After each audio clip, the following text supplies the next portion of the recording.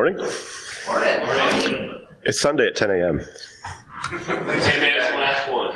Give us a break. Yeah. Actually, I thought there would be like 6 people out here, like people I know personally and really hardcore Unix nerds. So I appreciate you all coming. I'm Stuart McMurray. I'm a red teamer at IronNet. Also, I'm another one of those hardcore Unix nerds up at 10 a.m. for a Unix talk. My wife said I had to come to this one. So there's Twitter. One thing I didn't do was put a lot of friendly background information on a lot of the technical concepts in the slides because I got like 20 minutes to talk and I wrote a half-hour, 40-minute presentation, it turns out. So please feel free to hit me up on Twitter and ask any questions you might have afterwards of like long technical nature. A lot of the code is on GitHub, if not all of it's on GitHub, so there's that. And we'll be talking about Red Hat, we'll be talking about systemd. I'm affiliated with neither of those. My apologies to them as we go through the talk talking about systemd. And the obligatory, this talk does not reflect the views of my employer, any past, present, or future employers. Also, please don't do illegal things. And when somebody does catch you, please don't tell them I taught you how to do it. So a bit of a background to how this talk came about. I was red cell for a local-ish university CCDC team. CCDC is the Collegiate Cyber Defense Competition. It's a bunch of college kids defending a network and a bunch of local professionals undefending the network. It was a school for kind of the older returning to school crowd, and they realized that if you want to catch malware, the easiest way is just to watch network traffic. And they didn't have a really good way to do that except netstat. So they did. And in particular, I had one person running netstat peanut in a loop. Like I was watching command and just up arrow enter. So I found out that I couldn't use TCP and I couldn't use UDP and I couldn't use a raw socket. So if anybody's interested, there's a collection of malware I wrote over like 4 days for these practices, but I had to use something that wasn't visible in netstat. And I came up with 2 options, DNS, which is technically, but it goes away really quick so nobody will actually see it, and using libpcap, which on Linux is a packet socket. And that was not visible in netstat. It is in SS with a 0 flag. There is a DNS tool I wrote, if you'd like to look at that, and it works pretty good for CCDC at least. So I wrote this thing called pcap-knock, and what it does is just watches the wire, watches traffic through an interface, and looks for a pattern. It'll look for either command in command.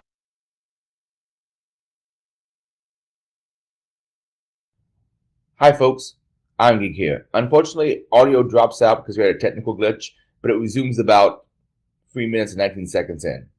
Sorry for the problems.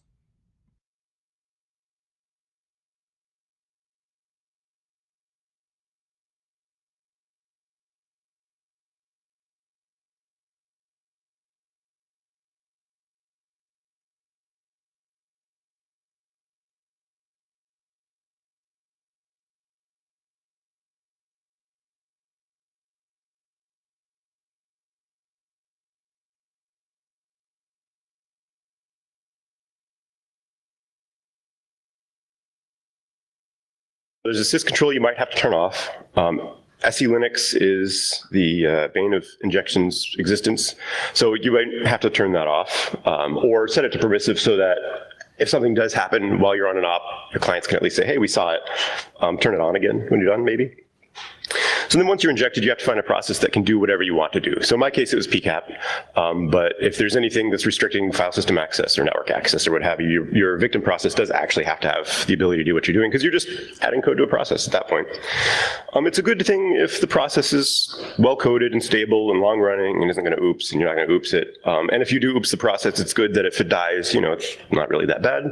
Try not to do that, of course. So good candidates for injection, syslogd. Syslogd does network stuff, especially with UDP, which is maybe less scrutinized, and it's up most of the time. Cron'd makes a lot of child processes, so if you're going to do a lot of fork and exec or the equivalent, it's a good candidate there. NTPD does stuff on the network. Nobody really notices if it dies. journald is another one. It's fairly new, part of systemd. Nobody's quite sure how it works, and it looks a little funny if you're used to old school Unix daemons, so it's not, and it's always there, and it turns out to be really great for injection. Possibly the worst candidate, given the above criteria, is systemd. It does have permissions to do some things. The rest is maybe a discussion for another day. So the easy answer to injection is just let's get GDB to ask something to inject for us. GDB will attach to a process. You say, here's a library. Please DL open it. And the process is like, yeah, sure. GDB will set all your registers back. It'll set your stack pointer back, and you don't have to worry about it. And writing the library itself is pretty simple. So you take your normal function, your normal main function, you change from int main to a constructor.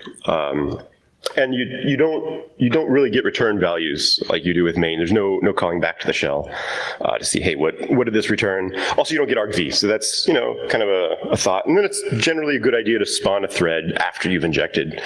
You don't really want to block main, unless you do, but probably not. Compiling in a library is pretty much the same as compiling any other binary, but position independent code and shared is what you need to do there, and give it some friendly name that won't look strange if somebody dumps the memory maps. We'll see that later. And then just ask, hey, that's cool. How do I get rid of this? I don't get rid of this. And we'll just ask, this is a GDB command. It says, hey, please call libc's DLOpen to inject it. It's easier to call DLOpen, libc DLOpen mode than libc because you don't have to worry about libdl being linked in. One more thing that cannot be overstated is to test well. Debugging on target is not really what you want to do, and this goes wrong a lot. So, quick demo of what this looks like. We'll just inject a simple hello world. So, compile our binary real quick. Notice can you see this? Sort of. Yeah, might need to link in threads. It's okay, you can link things into a library to link into a process. Put it on target. Also put GDB on target. There's no good way to know if the GDB on target is, well, if there is one, or if it'll be the right one, or just check, or Gun to box. It's worth noting at this point, two things. Number one, we're sort of throwing OPSEC out the window with all this, so hopefully you have better ways to do most of what I'm doing. And number two, on the latest version of CentOS, you get a nice little web console to do your bidding, so you don't need to SSH in. Found that out about Wednesday, I think. So we'll need to do most of this as root. Is that a question for gents in the back? Is that visible, or you need it bigger? We got it visible. All right, so we'll write our output to hello. Injecting into a process, you get the process's standard out, whatever that is. That you probably don't want to gum up because somebody's probably using it, or it's dev null, so that's not helpful. So we'll write to file name hello. We'll tail it in the background so we can see what's going on. There we go. And here is the injected command. Again, gents in the back, is that too low on the screen, or are we good? Dude, there's like 3 of them awake. That's awesome. So here's our GDB we put up there. Notice we're in temp. Batch is a handy thing so that it'll just run the commands and exit. Tell it to put it in PID1, which is systemd or init. And this is that same command. Just tell it to eval the command and print our output. And by evaling it, it has just a nice side effect of running our malware. There we go. That's normal systemd output. Before we look at the bits on the bottom, that's what libc DLOpen mode gave us back. It's a void pointer, and like most things in libc that return a void pointer, if it's null, it's a problem. This is not null, obviously. Also, we see that we have a new thread, and my malware it'll print out a hello world message to that file. But notice the thread started before we got the return value, so there's a bit of a race condition there. Also, systemd seg faults. I have not yet figured out why or where, and the output's not very helpful. But the systemd will still work, still be able to use the box, reboot it, spawn processes. So that'll log, by the way, as will the SELinux permissive thing and everything you do there. We're nice guys. So just because. So here we go. So we removed the shared object file.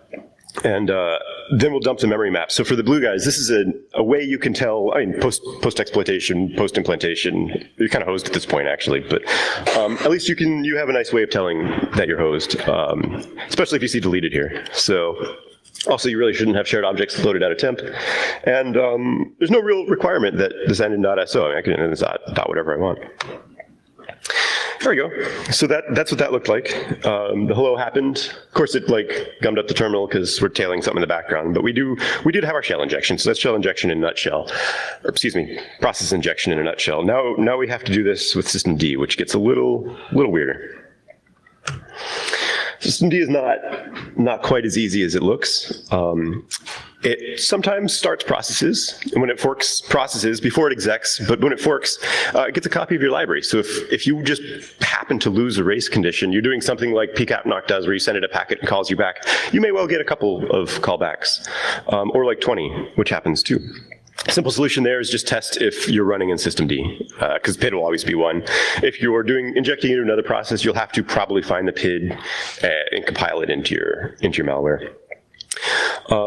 Sometimes you do actually get debugging, like you do get standard error or something. And I want to say one of the systemds months ago I was injecting to, like wrote it to the log files, like journal D logs. Simple solution there, and you have like error warn things you can use to exit a program. I wrote a debug. Just wrap it in ifdefs.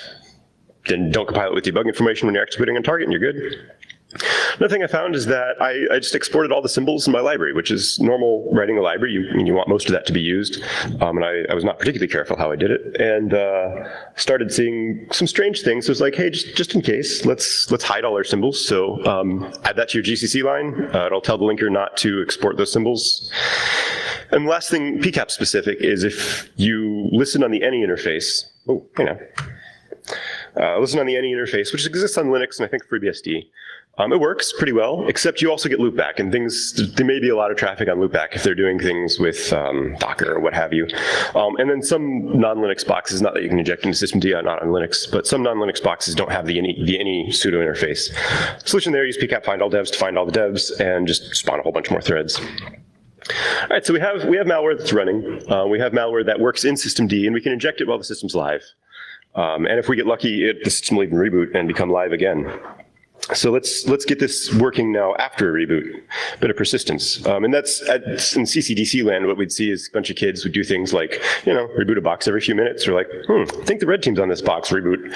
So it works. It's not very realistic. I'm not sure how many people like reboot all of their DNS infrastructure every 5 minutes, but I mean, we keep malware off. So there's that, some malware, except maybe persistent malware.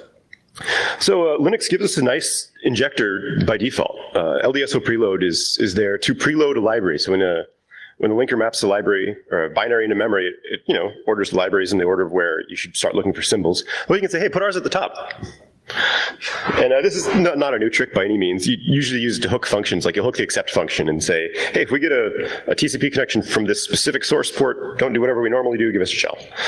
So we'll just use it in more or less the same way, except we have that constructor thing going on. So our function will run, thank you, before main. Ooh, got 10 minutes left. All right, so this works nicely on Linux, works on FreeBSD. Does not work on OpenBSD. You can do it on Solaris-ish using the LD preload environment variable, which works just about everywhere anyways. You can use it also to start a program with a library preloaded. Simple solution, drop your library to disk, put it in a file, put the name in a file, it'll inject. So a few problems that we ran into. SELinux really doesn't like threads.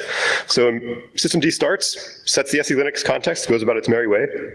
If you do systemd starts, your malware starts, spawns a bunch of threads, then its SELinux context is trying to be set. Well, SELinux will be like, no. And systemd is like, oh, function failed, I give up.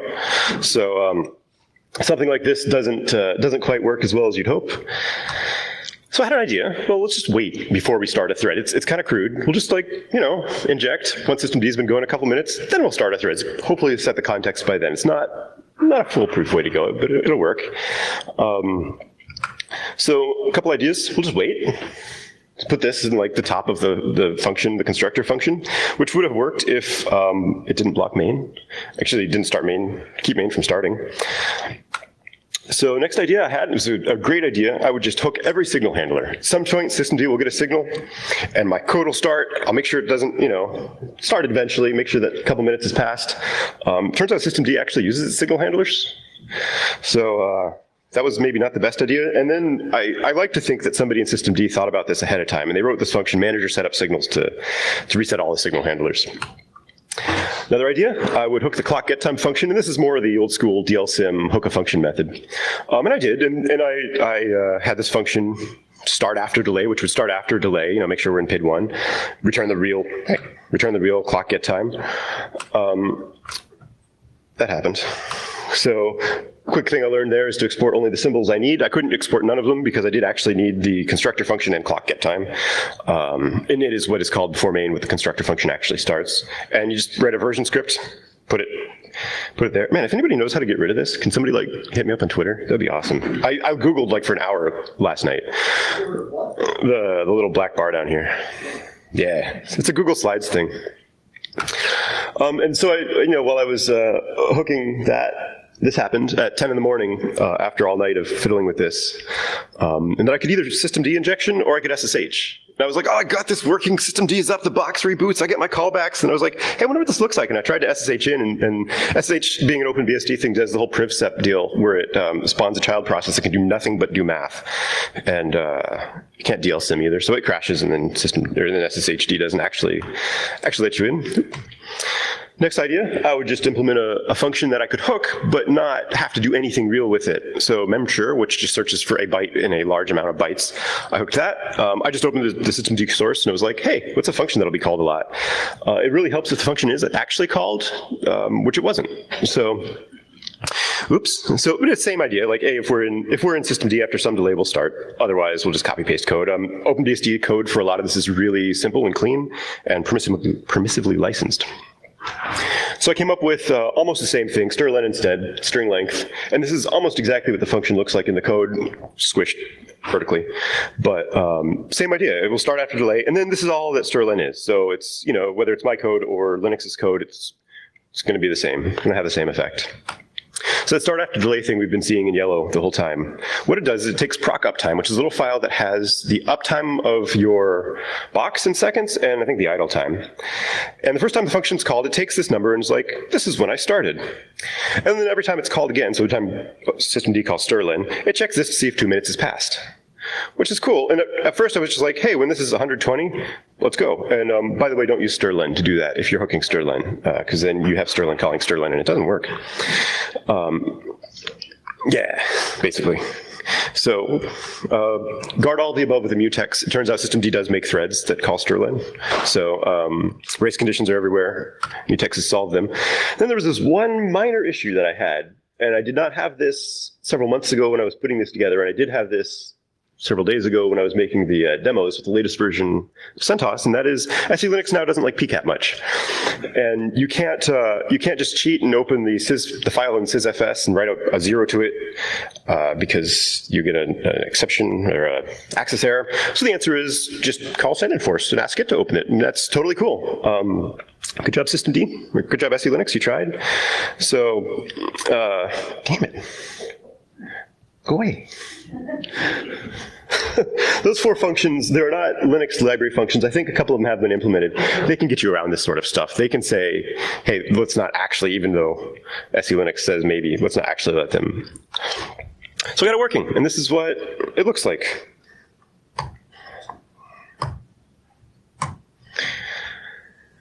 It's a different way to put a file on target. It works.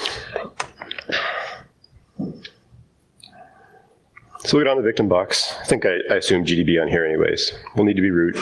You need to set the execute bit in libraries for them to be loadable into a process. If they're read-only and not execute, or read and not execute, injection won't actually work. So we'll put ourselves in LDSO preload, and we'll spawn a sleep just to make sure that we have injected, because with LDSO preload, anything that starts will have the binary, or the library preloaded. Yep, so we do actually have libpcap or libpcap knock in sleep. Cool. Don't do that like just because you've implanted a box. Wait for it to happen. Rebooting. Much like a cooking show, we're not going to wait 5 minutes. This is a cooking show 5 minutes. Like, hey, we put it in the oven, ding, we're done. So 5 minutes has passed. We'll background a wait and a send our message to give a callback because I don't have tabs to play with. It's the downside of Eskinema. We'll wait for our callback. And there we go. Another cooking show 10 seconds has passed. And we got a connection from the victim box. First thing we'll do, we'll see if we loaded into systemd. Loaded into systemd just fine. See what else we loaded into. We loaded into everything else just fine. So we got our execution. A couple little debugging tricks I came across that were very helpful. Starting a background process like free sleep 1 will just print text to dev null or loop every second. Gives you a nice little something to inject into. And free loads libdl, which wraps libc's DL open. So you get the nice friendly DL open, which means then when things go sideways, you can call DL error and get the what happens. Usually it's a file doesn't exist sort of deal. Another thing that is hard to figure out is what your library is actually doing. You can hook up a debugger to systemd, but It's not the easiest thing to do, not the safest thing to do. Easy answer is just reopen standard error. Put standard error in a file and just tail it in the background when things happen, even like, hey, I got here, it works. So TLDR, write your malware as a library, take it from main to a constructor. Test it quite a lot. To get around SELinux, either wait before execution starts for doing it in a boot, set and force 0 something, to the degree you have to, put it back. And then just inject it, or use LDSO preload. Questions? Yes? So your malware ended up loading in a lot of processes, so would you end up getting so many callbacks? If you don't protect for... Oh, sorry. So the question was, I loaded into a lot of processes. How do I not get a lot of callbacks? And the answer is, after about my 100th callback, I learned to check for PID1 at the top of my library. So that's how. Any other questions? That was not a question. All right. In anticipation of a question, I have 2 lists for the defenders to how to defend against it. Number 1, you could rework the kernel to not allow all these things. You could not let bad guys get root, and that really is the only way. Once you get root, if you have any super critical things, you can use OpenBSD's sort of security-ish functions to prevent a lot of this. If you have the luxury of saying, hey, we need a BSD box, and we're going to rewrite all our code. But it is a pretty good way to do it if you have that luxury. Detecting it, the logs are noisy, which would also make it a lot harder to find net noise. Watching the network, because the malware is going to have network comms anyway, so that's my 2-minute warning. And then, as we saw, check for map memory segments. Anyways, thank you all for coming. Appreciate it this early in the morning.